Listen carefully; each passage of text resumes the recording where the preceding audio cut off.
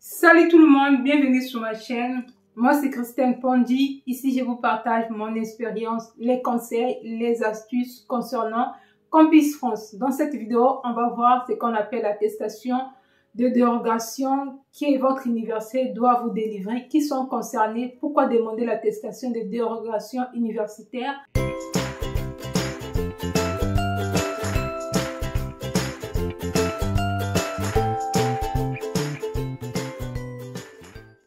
Donc, l'attestation de demande de dérogation auprès de votre université, c'est quoi? C'est une attestation qui vous permet d'arriver un peu plus tard que la date prévue par votre université.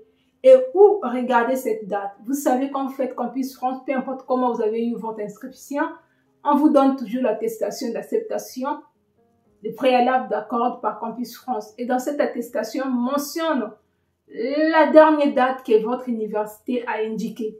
Si votre université vous dit d'arriver en France le 10 septembre, c'est que vous devez arriver le 10 septembre et que vous devez faire votre demande de visa avant le 10 septembre. Sinon, vous risquez d'avoir tout simplement refus de visa. Parce qu'une fois vous avez dépassé cette date-là et que vous partez à l'ambassade demander ou déposer votre demande de visa, on ne vous donnera pas le visa. Si vous avez chance, l'ambassade va vous demander de présenter l'attestation de dérogation. Mais au cas contraire, sans attestation de dérogation universitaire accordée par votre établissement, on ne peut pas vous donner le visa parce que vous avez dépassé la date fixée par votre université. Et donc, pour éviter cela, essayez de regarder dans votre attestation de préalable d'accord, la dernière date d'arrivée qui est fixée par votre établissement. Essayez de prendre rendez-vous à l'ambassade par rapport à cette date. Et on vous dira pas assez, il y a certaines universités où ne vous accordera pas l'attestation de dérogation. Il y a certaines universités qui peuvent vous délivrer l'attestation de dérogation si vous le demandez, bien sûr. Si vous ne demandez pas aussi, ils ne sont pas de Dieu pour savoir que votre demande de visa est retardée par rapport au rendez-vous ou par rapport à certaines choses.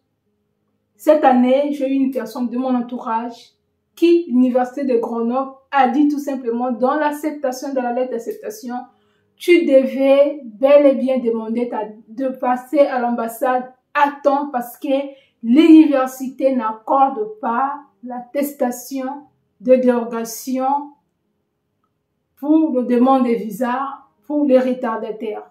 Vous voyez?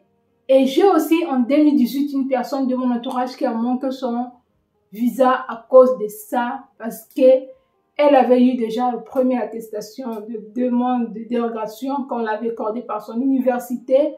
Elle avait toujours du mal pour céder au rendez-vous au niveau de l'ambassade. Même l'année dernière, il y a une personne aussi, elle devait arriver en France le 15 septembre. Malheureusement, le rendez-vous au niveau de l'ambassade, c'était vers fin septembre. Du coup, elle a essayé d'appeler l'ambassade, contacter l'université. L'université a dit tout simplement, on ne peut pas délivrer l'attestation de dérogation en retard. On ne délivre jamais ça dans notre établissement. Elle a dû tout simplement, son demande de visa, obtenu le refus malgré ses efforts, appeler l'ambassade, écrire. On ne l'a pas répondu. Donc, pour éviter cela, essayez de regarder la lettre de préalable accord que Campus France va vous délivrer.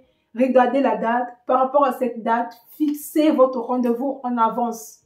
Essayez de regarder aussi si votre université, si quelque part sur le site internet c'est écrit, si jamais il y a un couac, on peut vous délivrer l'attestation de demande de dérogation en retard pour présenter à l'ambassade. Donc, vous allez mettre votre attestation de préalable accord et la demande de dérogation que vous avez demandé, vous mettez le dé, vous déposez à l'ambassade. Il y a aussi une autre chose à voir, on prend en compte quand vous faites la demande de visa.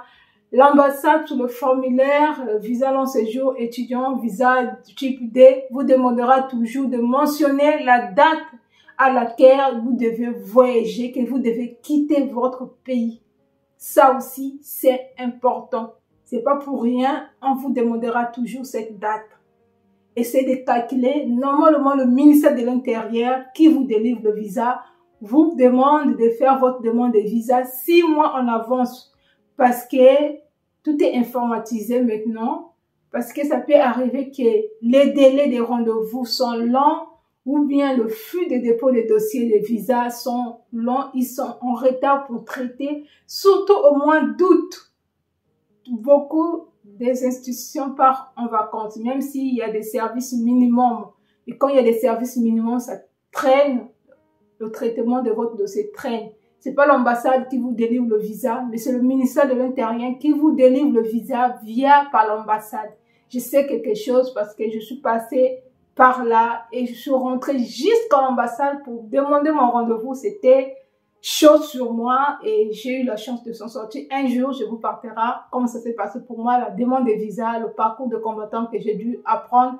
Bien que j'étais boursier, la chance que j'étais boursier, j'ai eu la chance d'avoir des accompagnements à gauche, à droite, jusqu'à même dans l'enceinte de l'ambassade. Je suis rentrée, c'est dans l'enceinte de l'ambassade, une personne a appelé le consulat pour nous demander le rendez-vous direct.